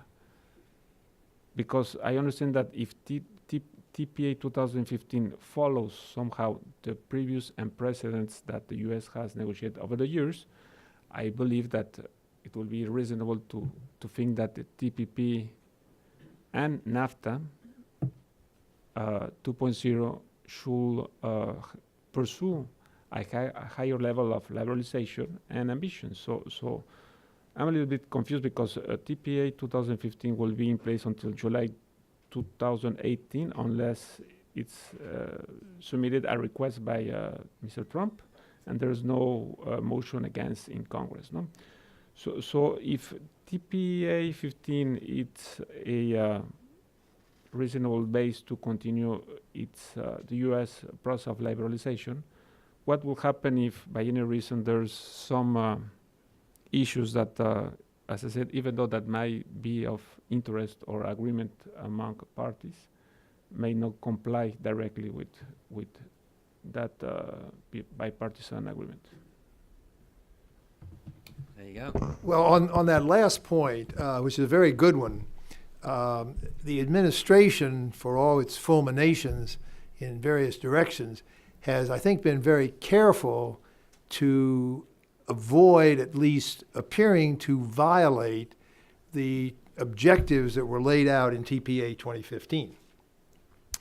Now, it's a matter of judgment, and some of us here may differ in those judgments as to whether what they're proposing actually carries out those objectives. But at least so far, they have tried to avoid any implication that they're violating congressional mandates. Now, they've obviously gone beyond them in some cases. The Congress did not say, go out and try to reduce the U.S. trade deficit through your trade agreements. Congress did not, repeat, not say that. And so if the agreement were to blow up over that mistaken premise, then I think they'd have big trouble with the Congress. But remember, whatever they negotiate in the talks now coming up, they have to take to the Congress. So at the end of the day, as always in the U.S. system, the president proposes, the Congress disposes. And so with a trade agreement, more even than other areas, the negotiators have to always, always be looking over their shoulder. What will the Congress approve, et cetera, et cetera. And a fascinating episode was the one I mentioned 4 months ago. President Trump said, I'm going to withdraw from NAFTA, and he got all this pushback. A lot of that pushback came from the Congress. I mean, Senator Cornyn from Texas, the number 2 ranking Republican, says, quote, NAFTA is us, unquote. As somebody said here in the panel, it's an integral part of the economic life of Texas, not to mention other parts of the country. And so if you did jeopardize the agreement, you would be doing so at your peril with the Congress. And then when they get into the specific discussions for ratification, if the deal is successfully negotiated, they're going to have to demonstrate, case point by point, where they went along with the dictates of the Congress. I mentioned the currency issue. That's a sometimes controversial one, which is in large part because the Congress said in the TPA 15, you shall not permit trade partners to undermine the level playing field by currency manipulation. And that's why even in the TPP, though it came in late in the day, they negotiated a side agreement, and there was a lot of controversy whether that went far enough, et cetera, et cetera. So I think they will conform to the congressional dictates, although, again, if it blew up, there'd be hell to pay. The only other comment I wanted to make was on Dana Marshall's third question, which was very good about having a somewhat different objective of using the negotiation to strengthen North American competitiveness toward China. I fully agree with your implication, Dana. That should be the objective of the exercise. And there would be many ways specified by the panel to do that by further integrating the economies, strengthening the supply chains, et cetera. The companies wouldn't do it unless it strengthened their competitiveness, and that would, ipso facto, improve the competitive position of the North American economy. But that would require a totally different mindset from the U.S. administration. The mindset of the U.S. administration is that Canada and Mexico are adversaries, that it's a zero-sum game defined by trade deficits, that if I run a trade deficit with you, that means the trade is unfair. That is the way they have defined the issue. And I'm talking about at the very top level, the president, but some around him as well. And if you define the issue as a negotiation with adversaries, you're in an opposite mindset from what you suggested, Dana, and I would certainly endorse, ought to be the mindset of an update of NAFTA after 25 years, namely improving the joint competitiveness of the region. So it's a fundamental mindset question, not some technical maneuvering around the margins. It's pretty basic, and let you and I keep working on them to change that. Chris. Yeah, just a couple of thoughts. So nobody said anything about the environment, responding to the environment question. I'm not an expert in that exact topic, but I would say that I think there's a willingness on the parties to engage in the conversation and to look at bringing the environmental part of the agreement, the side agreement, into the actual body of the text. So I think that's something we should look forward to, the conversation there. We should look to TPP for precedent, to other agreements for precedent there, as exactly how you could do that and what it would look like, how you would, subject pieces of that to dispute resolution. I mean, dispute resolution itself will be a part of the renegotiation, and so those two things you'll have to look at together because they'll both be being negotiated side by side.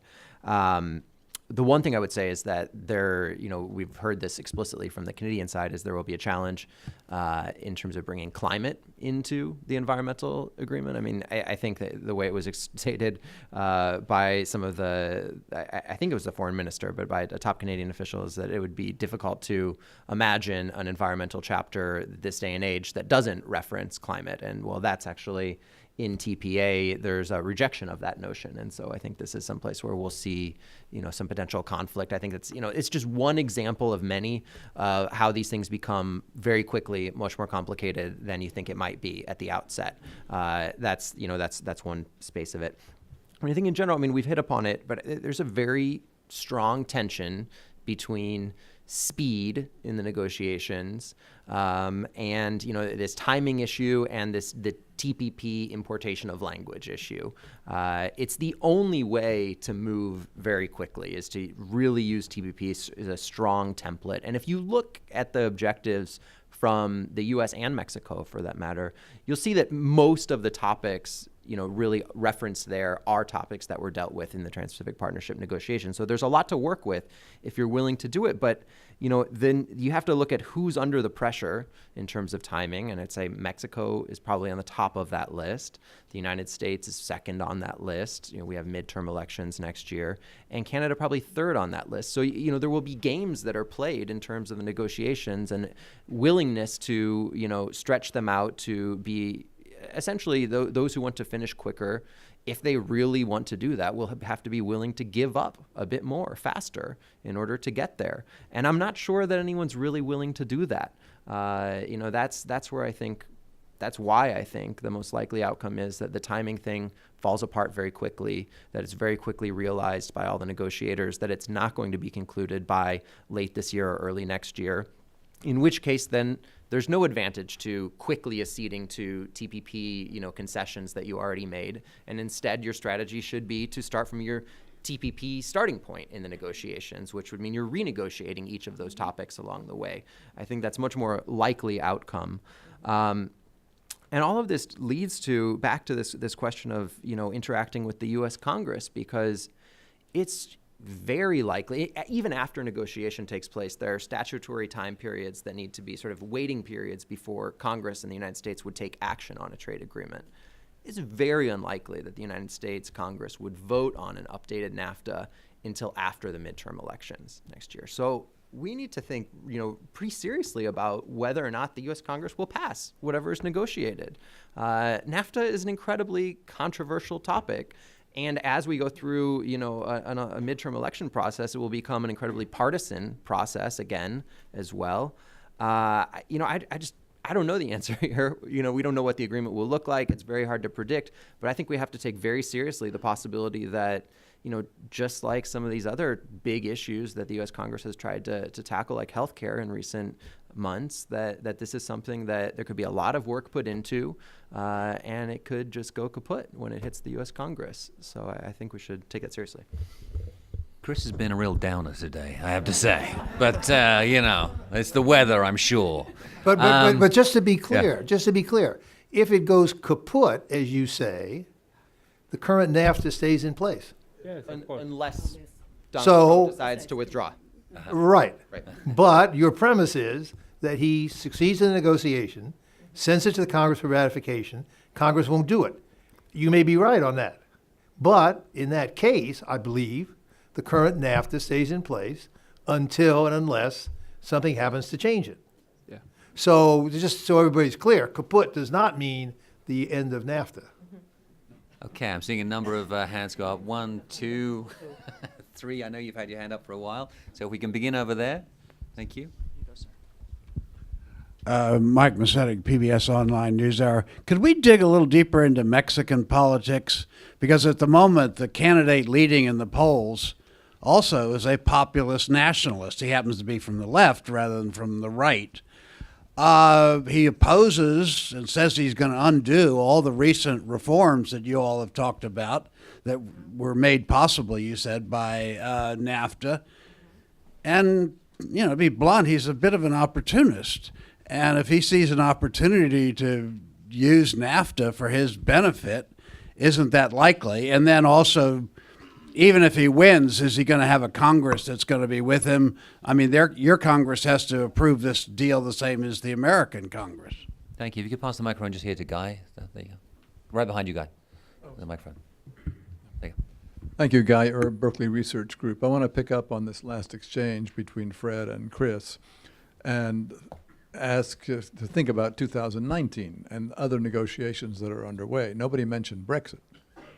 And the UK will lose free trade with Mexico and Canada when they leave the community. Both those countries have free trade, which extends to the UK at the moment, and it's getting improved but in both cases. So what does the UK do? The UK has expressed a willingness to negotiate bilaterals with the United States and with Canada and with Mexico. Why would they do that? Doesn't it make more sense to think beyond the NAFTA and get the UK into a North Atlantic fair and free trade area, if you want to call it that? Start thinking about that now, because if these delays take place, which I agree are certainly possible, maybe even likely, we'll end up at the end of 2018 with the current NAFTA in place, one hopes, and an opportunity to galvanize the whole thing by bringing in the UK in with a very generous transition period. Guy and I are both old enough to remember when NAFTA meant North Atlantic Free Trade Agreement. That was a proposal back in the 70s and 80s. The term got co-opted by the hemisphere here. Hi, I'm Elise from the Wilson Center. So you all spoke a lot about making NAFTA or modernizing it for the 21st century and also watching other agreements, trade agreements around the world. So my question is about gender and international trade and incorporating it into trade agreements. Chrystia Freeland of the Canadian government just came out today or yesterday saying that she wanted to incorporate gender into free trade agreements like they did with Canada and Chile when they renegotiated it a couple months ago, and how she wants to create a gender provision in NAFTA. So I guess my question is, what's your opinion on integrating gender into NAFTA or free trade agreements, and whether or not you think it's on the radar of Mexico and the U.S.?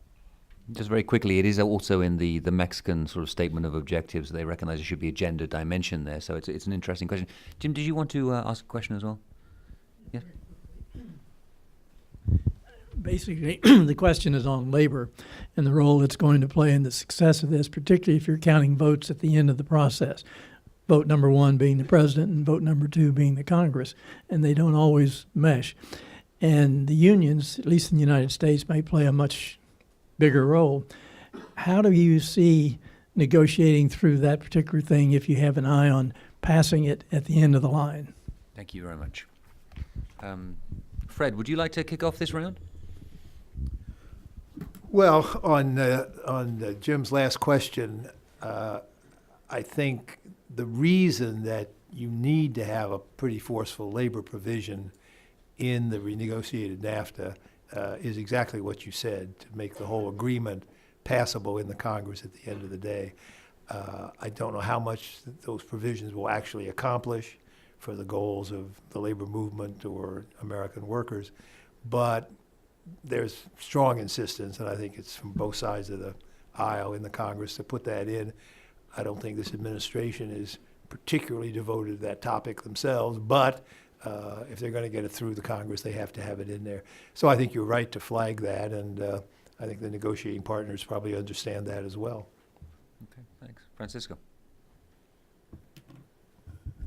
Thank you. Well, regarding the first question, well, I guess, yes, the political agenda somehow will influence the process. I'm not certain that if really Mexico is in a hurry. I think that the Mexican administration has a strong interest to conclude the NAFTA 2.0 during the current administration, but it doesn't seem to be like a must. If the conditions or the requests from the other two parties are not ones that can be met in terms of the Mexican administration, maybe they won't push hard enough to try to get a deal, because as you may remember, it is a negotiation. There are many other issues that Mexico is willing to push forward, and we'll see also what about the responses from Canada and in particular the US? Regarding Brexit, it's a great idea. It's something that a year ago or even early 2016, when I used to be still a public servant, this was an idea that was mentioned by Secretary Guajardo. The problem that we have is that first, England cannot negotiate or launch talks until Brexit happens, no? So we're talking about 2 years. Having said that, there's already informal talks in the case of Mexico and England, and I understand that is the same with some other trading partners. And it will be a great approach or trade initiative to have NAFTA plus England. But maybe North America is somehow too heavy in order to move us as a bloc to negotiate something. Mexico wanted to join the TTIP trade initiative. We were the sole one that had an FTA in place with Europe since 2001. So it's a good idea, and I think that it's an ambition that we should look for over the years, but maybe it's going to take longer than we would like to. Regarding gender free trade agreements provisions, I think it's something that we should and must include, and it's one of the issues that, as I said, should include 21st century trade initiatives. And regarding labor provisions, well, it's important to bear in mind that Mexico is no longer the country that had a labor framework 25 years ago. So my guess is that the outcome that we got during TPP negotiations was a positive one. We don't know what other provisions the U.S. may want to submit to Canada and Mexico. So we'll take a look. But at the end, it's about reaching balances. It's not only about the U.S. Congress, also it's about the Mexican and the Canadian Parliament, no? And in the case of Mexico, if we're able to reach a agreement during the current administration, I think there's space to try to approve it. And if not, we'll see what the new administration and new president of Mexico may say about, no? Thank you.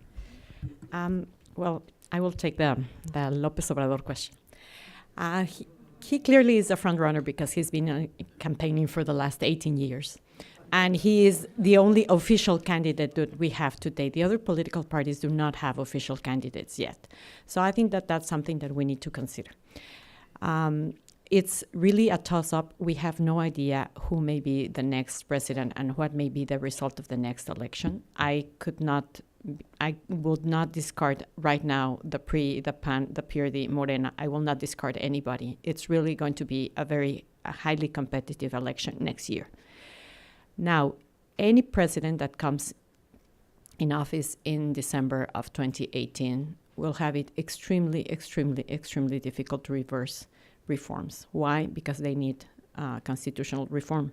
A constitutional reform requires 2/3 approval of Congress, of Senate, and then it requires the approval of each one of the local 32 local congresses in Mexico.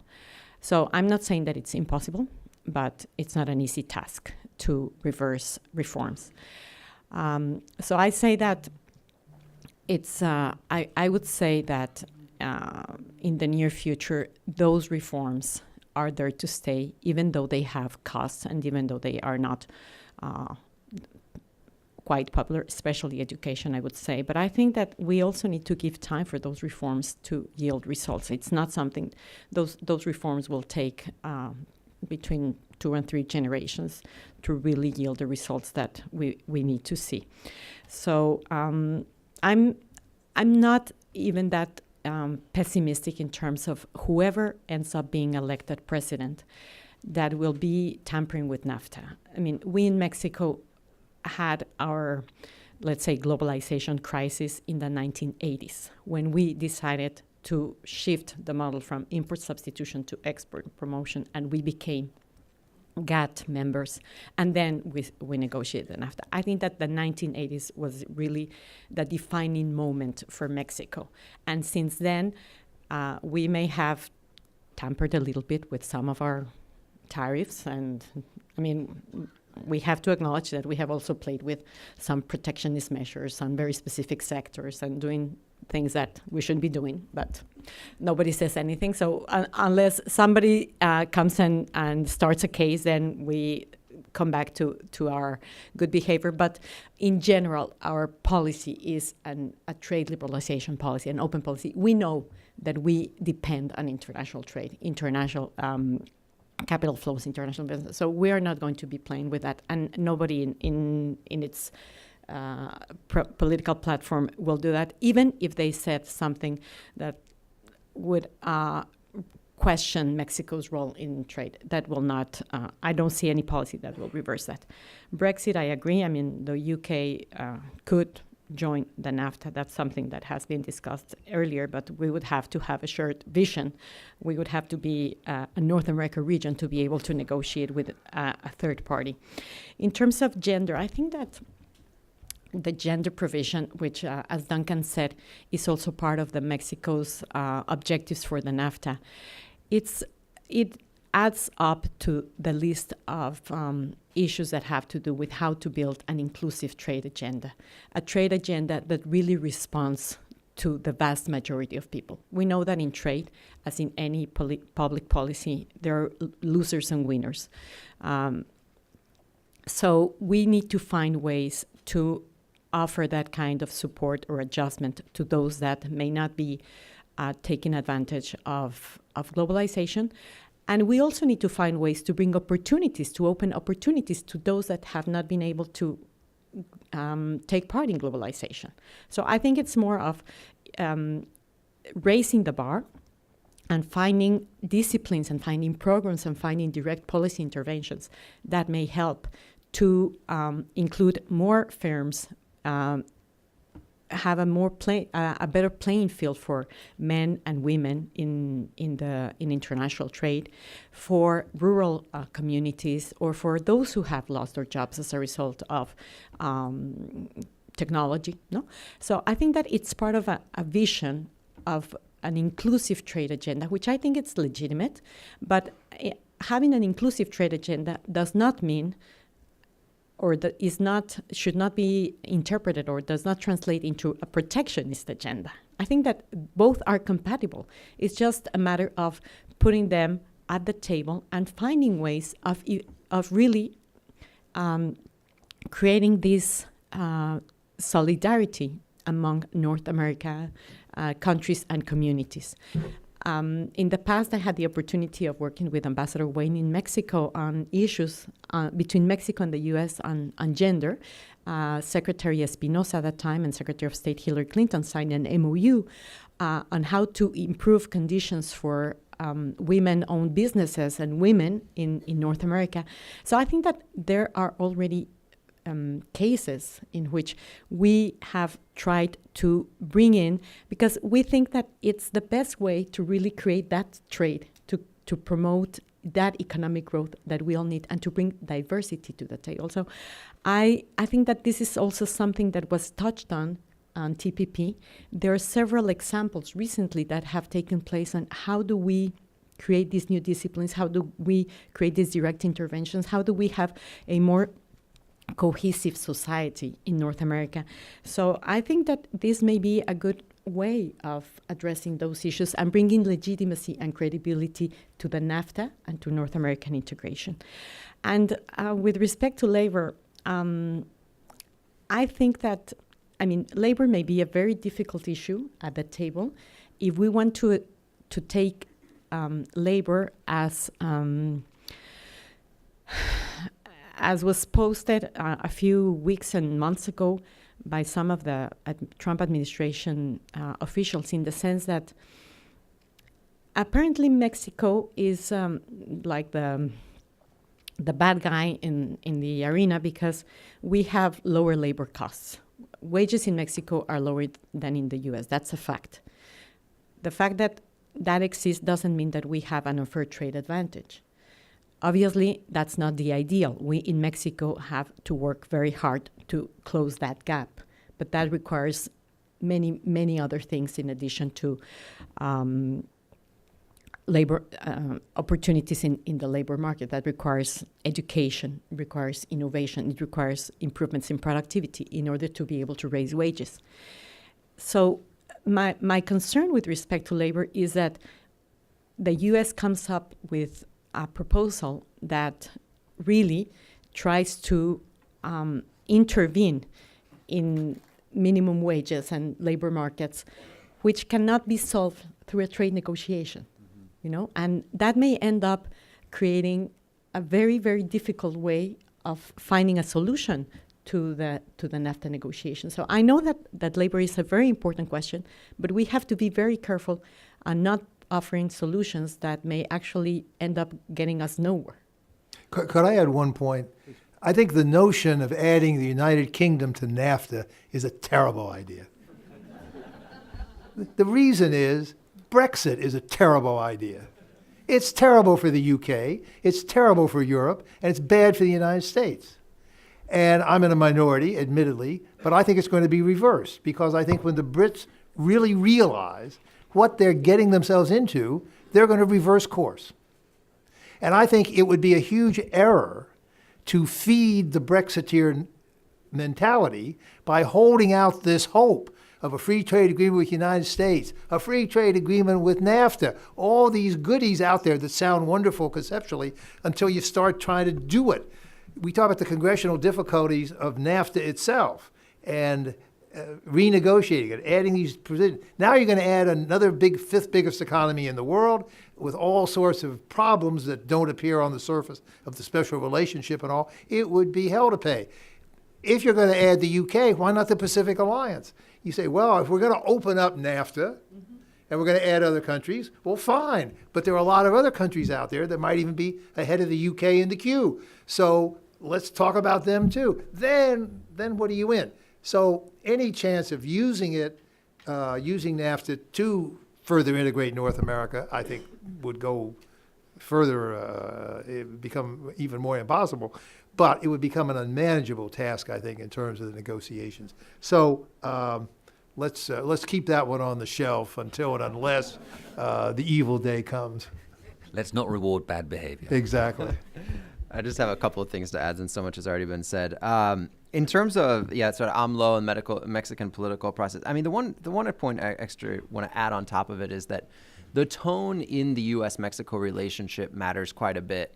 That is to say that we can have a highly adversarial tone if there's an environment of conflict that's going on. Well, you better believe that Andres Manuel, should he become president or even during the campaign, will use that, right? I mean, he's already proven what happened in terms of his polling numbers right after the U.S. election shows that he is the candidate best positioned to take advantage of an environment of conflict between the two countries, wrap himself in the flag and take up the nationalist banner. If he is, if the environment is such that is appetizing, well, he'll be the one to do that. And if he wins the election and that's the environment in which we're heading into a new presidency, well, then I think, some of these, we should be concerned about the future of the U.S.-Mexico relationship, because we might have two people on each side that are willing to sort of take advantage of the opportunities in terms of domestic politics at the expense of the relationship between the two countries. So tone matters quite a bit, and where we're at in the relationship. Because if on the other hand, if we have a cooperative relationship, a functioning NAFTA renegotiation, even if it's still underway, but something that's moving towards a reasonable outcome, the incentives are much lower to engage in that type of positioning and that type of rhetoric. Whoever becomes the next president of Mexico will be responsible for the Mexican economy over the next 6 years.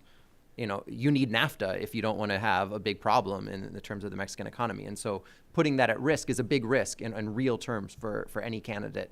But there may be, in situations, there may be an environment that promotes that anyway. And then just quickly on the North America, UK, I mean, it just reminds me of, a couple of years ago having a conversation as the US was beginning negotiations, the TTIP negotiations with Europe. there was an initiative, there was a push, there was some interest in having Canada and Mexico join. Canada was already in the process of negotiations with the EU, and Mexico stated its interest in actually making it a comprehensive, a regional approach. And it was too hard, it was just too tough to conceive of taking that on from the US perspective in particular at that moment. I mean, I just think we're in a much more complex moment, and so I think the willingness to find an appetite here to take on that additional level of complexity when, I think honestly what we're trying to do right now is do no harm, right? We're trying to keep the boat afloat. There are people who are trying to do more than that right now in this moment, but that is the primary objective of most interests right now. And so adding complexity to that it's just hard, that's all. Thank you. I'd like to recognize two questions which came in from Twitter and we don't have time to answer, but from somebody charmingly named Carluchis Delgado. Carluchis, he asked about the TN visas. What would happen to NAFTA visas if NAFTA fails? I assume that they would be ended, but wouldn't they? I mean, anyway, Kelly Anderson also wrote in, NAFTA provides opportunity to bolster North American opportunities for innovation. What is Mexico's approach to IP in the negotiations? Something we'll have to come back with. It's actually an issue that we hope to deal with at a later event here. Let me thank our fabulous panelists, Fred, Francisco, Luzma, Chris. Thank you all for being here today. Really, really appreciate it.